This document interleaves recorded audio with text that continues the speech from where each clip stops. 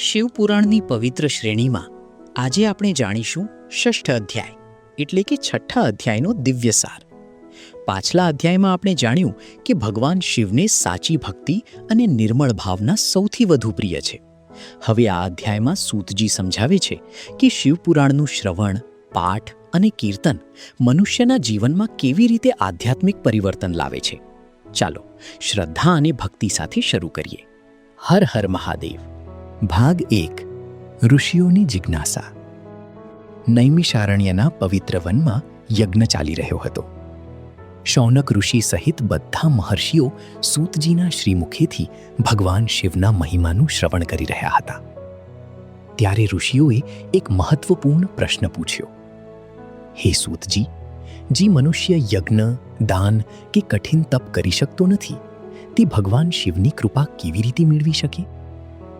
સૂતજી પ્રસન્ન થઈને કહે છે, હે મહર્ષિઓ, કલિયુગમાં સૌથી સરળ અને સર્વોત્તમ સાધન છે શિવપુરાણનું ભક્તિપૂર્વક શ્રવણ અને ભગવાન શિવના નામનું સ્મરણ.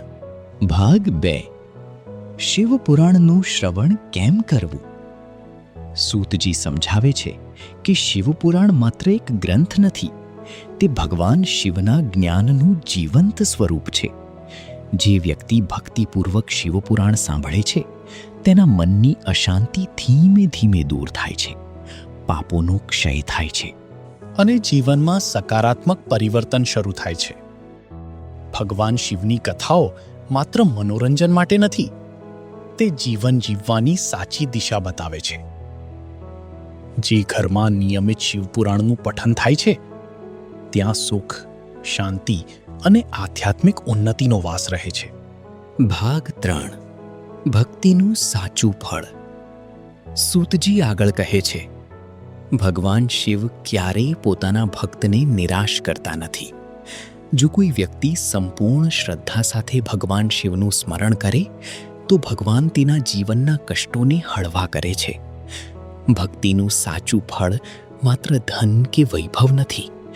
સાચું ફળ છે મનની શાંતિ, આત્મિક સંતોષ, સદ્બુદ્ધિ અને ભગવાન પ્રત્યેનું અડગ વિશ્વાસ.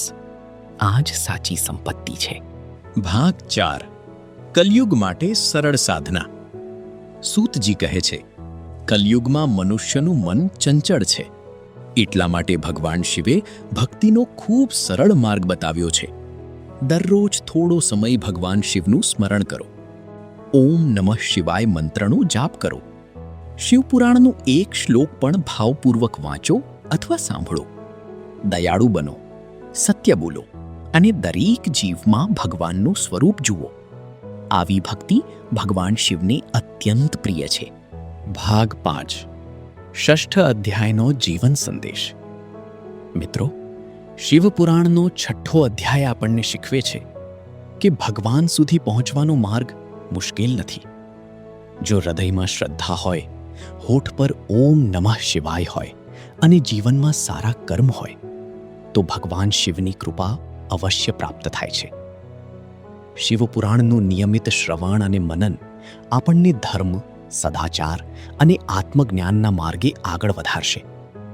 આ અધ્યાય આપણને યાદ અપાવે છે કે સાચી ભક્તિ જીવનને બદલવાની શક્તિ ધરાવે છે. આધ્યાત્મિક સંદેશ. આ અધ્યાય આપણને શીખવે છે કે જીવનમાં સંપત્તિ, પ્રતિષ્ઠા અને શક્તિ કાયમી નથી, પરંતુ ભગવાન પ્રત્યેની ભક્તિ અને સારા કર્મો હંમેશા આપણો સાથ આપે છે. ભગવાન શિવ સુધી પહોંચવાનો સૌથી સરળ માર્ગ છે વિનમ્રતા, સત્ય, સેવા અને નિસ્વાર્થ ભક્તિ. આજના જીવન માટે પાઠ. આજના વ્યસ્ત જીવનમાં પણ આપણે આ અધ્યાયમાંથી 5 મહત્વની શિખામણ લઈ શકીએ. દરરોજ થોડો સમય ભગવાનનું સ્મરણ કરવું. અહંકાર છોડીને નમ્રતા અપનાવવી. સત્ય અને ધર્મના માર્ગ પર ચાલવું.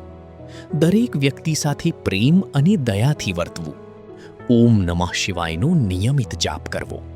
મિત્રો, શિવપુરાણનો ષષ્ઠ અધ્યાય આપણને સમજાવે છે કે ભગવાન શિવ માત્ર કૈલાસમાં નિવાસ કરતા દેવ નથી, પરંતુ સમગ્ર સૃષ્ટિના પરમ તત્વ છે. જે ભક્ત નિષ્ઠાપૂર્વક ભગવાન શિવનું સ્મરણ કરે છે, સદાચારનું પાલન કરે છે અને ભક્તિથી જીવન જીવે છે, તેના જીવનમાં શાંતિ, જ્ઞાન અને અંતે મોક્ષનો માર્ગ ખુલે છે. ઓમ નમઃ શિવાય. હર હર મહાદેવ. જો તમને આ સારાંશ ગમ્યો હોય તો વિડીયોને લાઈક કરો, શેર કરો અને વીડી ગુજરાતી ચેનલને સબસ્ક્રાઇબ કરવાનું ભૂલશો નહીં. આવતા વિડીયોમાં આપણે જાણીશું શિવપુરાણના 7મ અધ્યાયનું રસપ્રદ અને પ્રેરણાદાયક ગુજરાતી સારાંશ. હર હર મહાદેવ. ગુજરાતીઓ વડે, ગુજરાતીઓ થકી, ગુજરાતીઓ માટે વીડી ગુજરાતી